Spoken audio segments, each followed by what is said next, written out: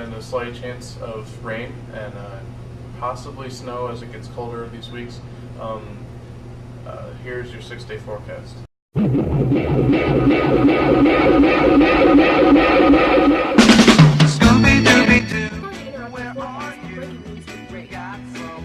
Scooby-Doo push pops have been taken from the cafeteria at Montrose Area High School. We have some students that might like to say something as they express their sorrow. It's unfair. I mean, Scooby has done so much for this economy. He's fought crime for years. And this is how he gets repaid? It's unfair. Why? Why does Scooby have to go away? Why? This is what we have from our students here at Montrose Area High School.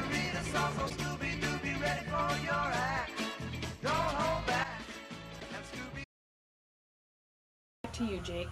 That was your 6-day forecast for your local news. Now to national news, we have...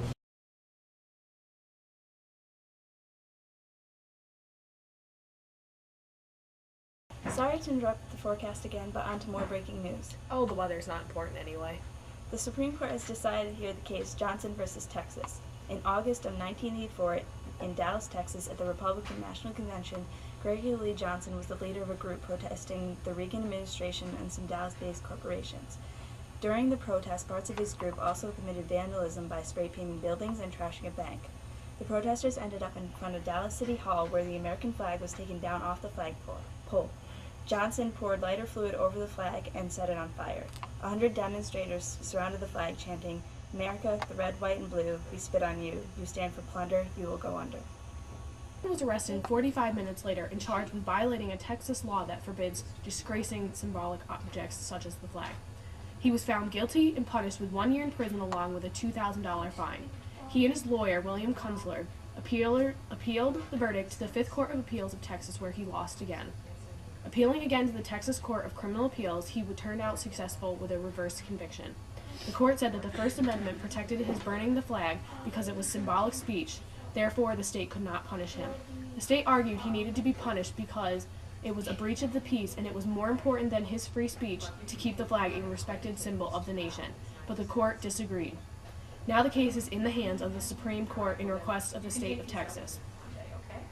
And here's Pat over the phone with our First Amendment expert. Can you briefly explain the First Amendment relating to freedom of speech?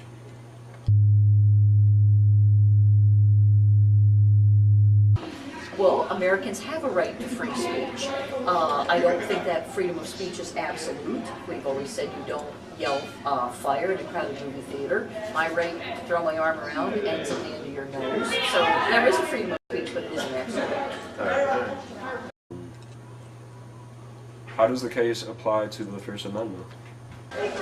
Well, the idea that someone should be able to express themselves, and if expressing their anger with a country involves burning a flag, well then that is their right of freedom of speech.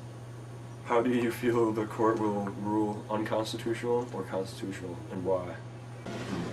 The case itself or the flag burning? Just the case itself. I think they probably will find the criminal charge is inappropriate. He does have the freedom of speech, and I guess if you think of it, a flag is a symbol. And so I think they're going to find that flag burning is not a criminal charge. All right. Do you think the Texas law violates the First Amendment law?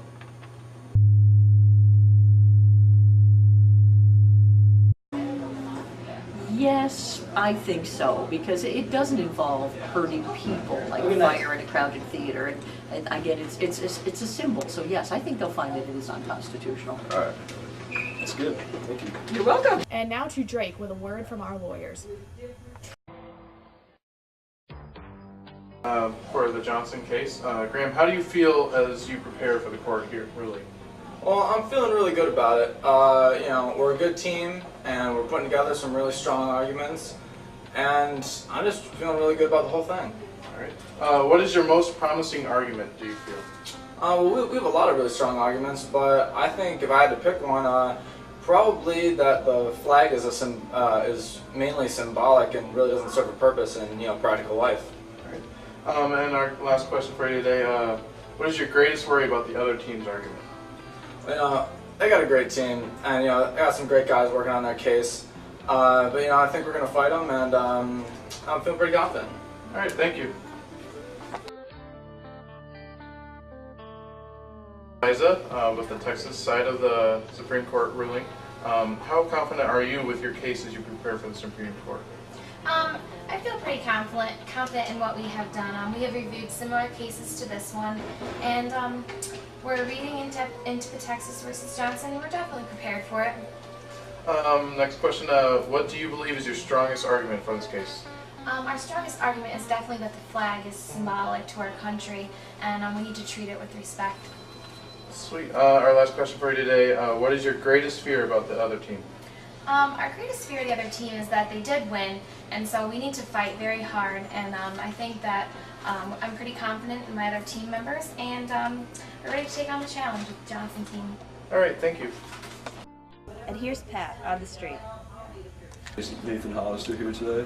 We found him off the street. Is the Texas law against desecration of a symbol unconstitutional? I think that Johnson has every right to burn the flag. It's in his First Amendment rights, and it's protected because it's symbolic speech. How do you feel the court will rule? I think that the court's ruling will be very liberal. It'll vote in favor of Johnson. All right. Thank you. Come on. All right, well, here we are with Kathleen English on the streets of Montrose.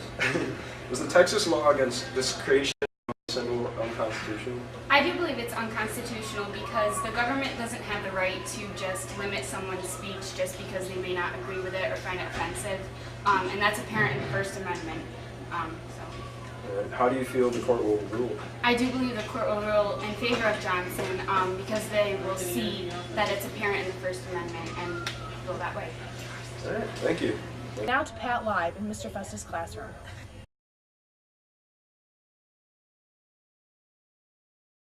That's all for today, Thank you for joining us at WMFP. and we'll keep you updated on the court case.